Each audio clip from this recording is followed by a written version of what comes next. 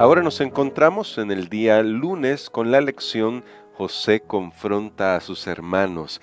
Y quizá hemos estado esperando este momento, quienes leemos la Biblia casi siempre nos puede la expectación de estar esperando ese momento de la confrontación. Así que vamos a orar pidiendo al Señor que nos ayude a extraer las lecciones que tenemos en este día. Querido Padre, gracias te damos porque tú nos has iluminado con tu palabra todos estos días hasta ahora y hoy vamos a descubrir cómo lidiar con esas situaciones que nos han herido en el pasado. Lo pedimos en el nombre de Jesús. Amén. Amén. Pastor Dani Perla, este momento es el que cualquier ser humano hubiera estado esperando con ansias y decir, bueno, por fin ahora tengo en mis manos la posibilidad de enfrentar a aquellos que me hicieron daño. Y Génesis 42 nos cuenta ya el momento en el que está pasando la hambruna. Parece que Dios, que está dirigiéndolo todo, ha también hecho que Jacob tenga él la noticia de que en Egipto hay comida e inicie todo el proceso de vayan y compren comida sin saber lo que va a suceder en Egipto. Pero ahora, pastor, quizá yo quisiera comenzar con la pregunta, ¿cómo vio José este momento? ¿Cómo nos presenta la Biblia que pudo haber visto José este momento en el que reconoce a sus hermanos? Porque es un hecho que José los reconoce aunque a él no lo reconocen ellos. Bueno, creo que este es uno de los capítulos muy emotivos en esta historia de José. Y yo tengo una pregunta tal vez antes de esa. Y la pregunta es ¿por qué José no fue a buscarlos a ellos en todo ese tiempo? ¿Por qué José, aunque tenía las posibilidades, porque, bueno, había estado los últimos años en la cárcel, pero cuando estaba en la casa de Potifar, pues tampoco lo hizo. Ahora que él era el príncipe de Egipto, ¿por qué no él va y saca un tiempo para ir a ver a su familia y decirle, mire, ya Dios me reveló este sueño? Bueno, es una pregunta que vamos a contestar en los próximos días, pero tal vez lo que podemos recordar para comenzar a dar alguna respuesta es el sueño que José había tenido, aquellas gavillas que se inclinaban ante él, que correspondían a los hermanos que tenía, a su padre y a su madre, el sueño que había tenido del sol y de la luna. Bueno, la pregunta era cómo se iba a cumplir esto, en qué tiempo, en qué momento. Ahora José está viendo. Yo creo que sabiendo él que van a haber años de hambre, él dice, aquí en algún momento mi familia va a venir. Aquí José dependía totalmente de la mano de Dios. De hecho, muy bien, él se lo dijo al faraón, que esto es lo que Dios va a hacer, poniéndolo en mis propias palabras. O sea, Dios estaba dirigiendo estos eventos. Notemos la gran confianza de José, quedarse en su lugar y esperar hasta que sus hermanos vengan. Finalmente ellos llegan y José los reconoce. Obviamente su aspecto había cambiado mucho. Ya hablaba el lenguaje de Egipto, porque cuando él habla con el faraón se ve que ahí no hay traductor, y indica que José ya... como llegó muy joven, ¿verdad? Claro. Estamos hablando antes de los 20 años ahí a Egipto, había aprendido muy bien el idioma, no necesita traductoras, así que hablando en egipcio, teniendo a sus ayudantes ahí, José, bueno, está viendo a su hermano, ellos lo ven a él, pero no saben quién es él. Aquí hay un enigma. José los reconoce, así como Jacob reconoce la túnica que era de él, cuando los hermanos se la llevaron y le dijeron pues que algo le había pasado, a José. Aquí esta parte realmente me imagino que fue para José dolorosa, bueno, una mezcla de sentimientos a la vez, y ahora tener que saber, ahí están enfrente aquellos que me hicieron daño y él podía hacerles daño en ese momento, pero José ha confiado en Dios y pasarán cosas muy interesantes. Bueno, y en esa dependencia de Dios, eso me gustó mucho, pastor, porque quiere decir que su dependencia de Dios le ayudó a esperar, e incluso a esperar en ese cumplimiento de ese sueño que había tenido tan joven, no forzar las cosas, no adelantarlas.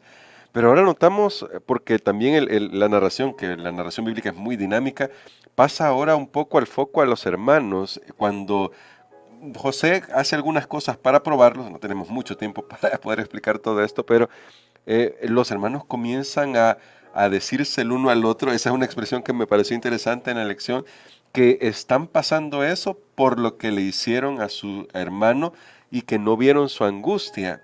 Pastor, en este sentido, ¿cómo ellos están sintiendo la carga de su pasado? Esa carga que quizás pensaron, nos libramos de nuestro hermano hace años atrás, pero todavía les ha pesado y les ha carcomido durante todo este tiempo. Así es, la culpa realmente es una de las cargas más grandes que puede tener el ser humano. Han pasado ya muchos años, pero ellos ahora todavía reviven ese sentimiento de culpa. Imaginémonos, hasta este momento ellos pues tampoco habían confesado a su padre lo que hicieron, y ahí estaban cargando con esto, callados, viendo cuando Jacob se lamentaba. Yo me imagino que Jacob llegaba y agarraba la túnica de José, y ellos miraban todo ese cuadro, pero no podían decir nada.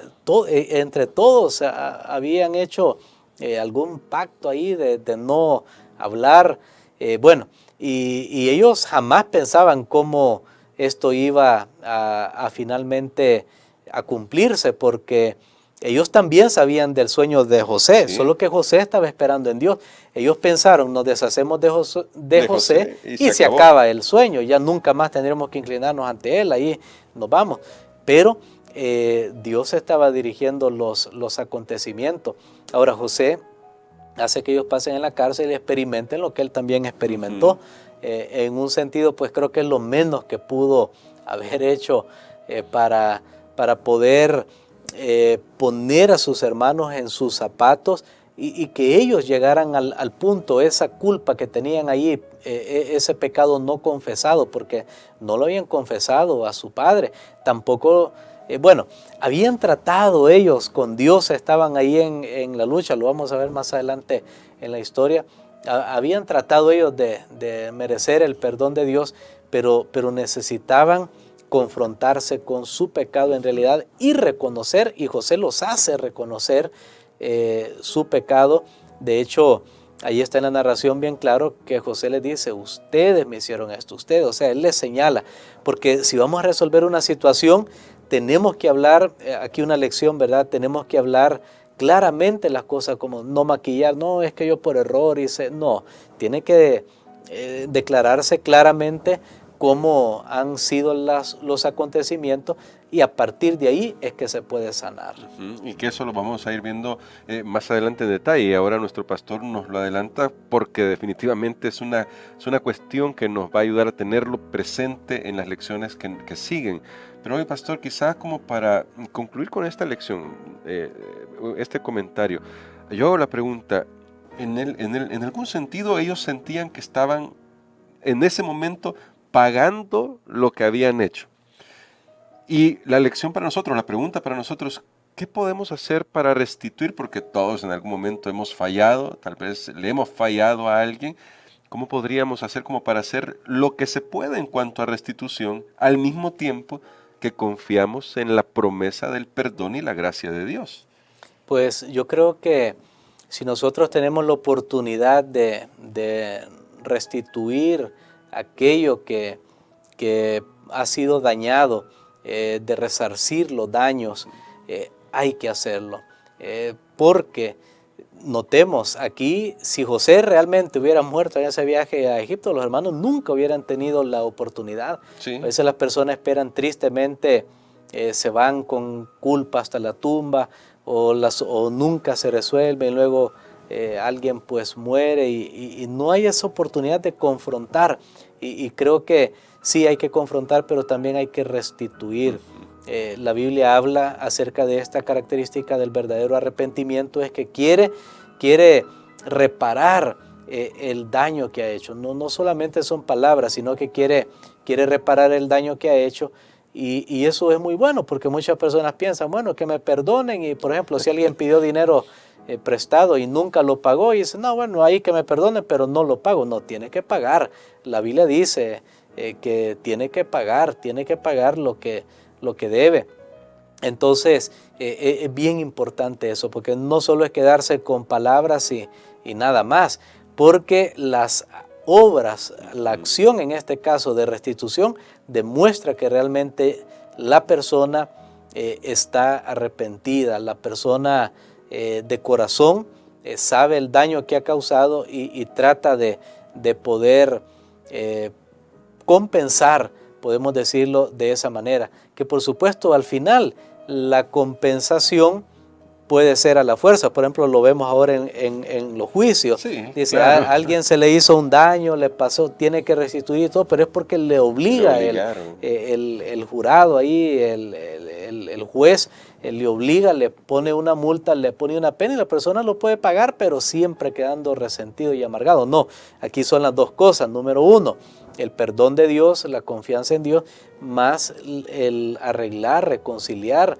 entre las personas y lo bueno es pues poder llegar a un estado de paz. Muy bien, bueno, entonces ahora tenemos un desafío nosotros, tenemos que sí arreglar las cosas con Dios y en la medida de lo posible, eso es lo que hemos dicho, en la medida de lo posible hacer estas restituciones. Pastor, ¿podría ayudarnos a orar por esto para que en nuestro corazón se encuentre esta paz que solamente se encuentra en el perdón de Jesús y en tratar de estar bien con nuestros hermanos? Amén.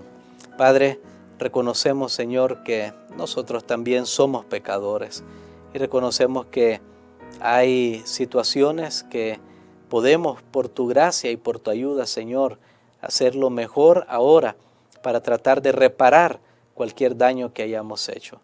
Te pido que nos bendigas, Señor. Oramos para que tú quites el sentimiento de culpa. Si alguien en este momento está escuchando y sabe las cosas que ha causado a otros, pero la culpa no le deja en paz, ayúdale para que pueda aceptar tu perdón y restitución también. Lo pedimos en el nombre de Jesús. Amén.